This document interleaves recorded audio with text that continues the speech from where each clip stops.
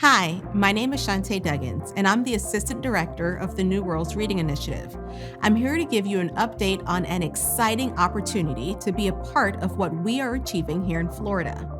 But for those of you who don't know, New Worlds Reading is Florida's free statewide literacy program providing at-home reading support for K-5 students in public and charter schools who are not yet reading on grade level. We send books and literacy resources monthly during the school year to eligible students and their families to help improve their child's reading skills and instill a love of reading. And in just the last month, we celebrated over 2 million books that have been delivered to students across the state of Florida. And that's why we're excited to announce the Regional Partners Program, a new addition to the New Worlds Reading Initiative.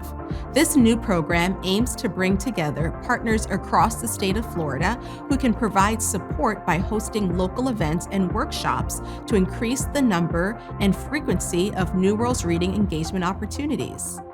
The Regional Partners Program covers 4 areas of service. 1. Parent and family literacy workshops. 2. Community literacy events. 3. Teacher professional development. And 4. Partnership management and coordination.